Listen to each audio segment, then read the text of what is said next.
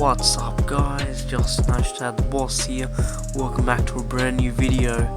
Today we will be reviewing the Acer Aspire 5. The Acer Aspire 5 comes with a Ryzen 3 3200U, Vega 3 graphics, 4 gigs of RAM and a 128 gig SSD. This review is going to talk about the CPU, the GPU, the battery life, which is very important, and other key benefits that this laptop has over other similar priced laptops. If you enjoyed this video, consider liking it or maybe even subscribing, which would be pretty epic. And let's get into the video. The Acer Aspire 5 is a very good laptop in my opinion.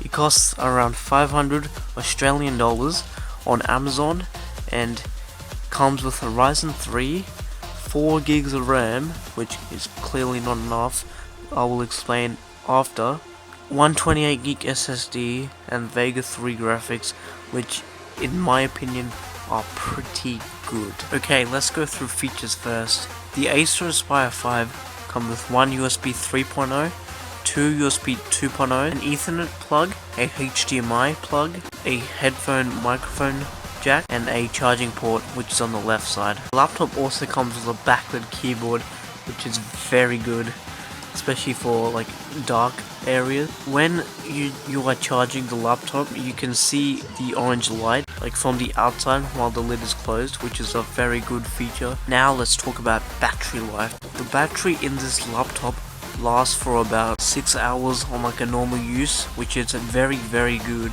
but you can get up to 8 hours. I don't know how they do it, but you can get 8 hours in theory, which is pretty good for a laptop in the $500 range. While this review is happening, I'll put some gameplay of a game I tried. Minecraft, yes, very good game. Well, the battery is pretty good for anyone basically, unless you're planning on like using it for 13 hours or something. This laptop will be good enough for you and will be helpful in any tasks. For school, this is probably the best laptop. I am considering getting this laptop. I actually bought 16 gigs for a laptop because I'm planning on upgrading, so that's kind of a fun fact. So this laptop is pretty good for battery life and has quite a lot of features, unique features. Now let's talk about why 4 gigs of RAM is not enough. 4 gigs would probably be enough to maybe open a few Chrome tabs if you're lucky, and maybe like two Word documents. That's basically it. 4 gigs is not that much. Unless you're planning on like doing legit nothing with it, 4 gigs is not gonna cut it for you. I recommend at least getting another 4 gigs because I'm doing a RAM upgrade video in like a week from now. So if you want to learn how you do that, then come along. Maybe I'll put a pin a link down below, so check that out. Yeah, you need at least 8 gigs. 8 gigs is gonna be the bare minimum, and you should consider maybe getting 4 gigs of RAM. DDR4, by the way, DDR4 SODIMM is what you need.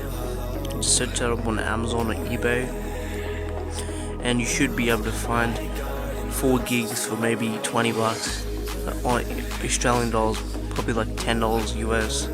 So yeah, it's pretty cheap RAM and it's very useful. Now for storage.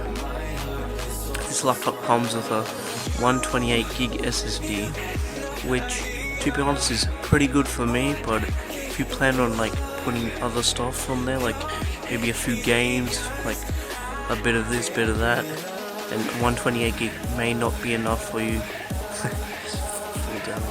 That's a rip. Yeah, 4 gigs is not going to cut it.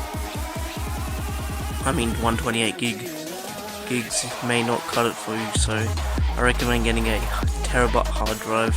There is a slot in the laptop which I will show on like the video that I uploaded 2 weeks, a week I mean. So if you want to learn how you do that, then check out that video. I'll show you how, like, where it is. And you need a 7mm hard drive and a 2.5mm like height. I don't know how you like measure it, but yeah, something like that. And if you need me to show you, then just comment down below on that video, maybe even comment down below on this video, and I'll definitely help you if you require it. Main reason that this laptop is good is mostly because of the Ryzen processor. The Ryzen 3 3200U is pretty good, if you ask me. It's very good for basic tasks. It's a dual-core processor, and it comes with integrated Vega 3 graphics. Now, Vega graphics, or AMD graphics, recently are, I don't know, like, so much better than Intel graphics, integrated graphics. I'm not sure why Intel don't make good graphics, but they just don't. So you definitely need the integrated graphics with the Ryzen 3 is pretty good if you need it for like very basic gaming. The only reason this is running not that good is because I think this was before I upgraded it to 16 gigs. So this only has 4 gigs. So just imagine how well it will run with 16 gigs. So yeah, the laptop also comes with a 120 Full HD 60Hz monitor, which is pretty average and fairly good, if you would ask me. But it's, yeah, I'd say it's a pretty good monitor, and the bezels are very small, which I really like. And some laptops you see are like in the $500 range, look very cheap, made out of plastic, but not this one. This one looks like it goes at least $600, $700, $800, even $800.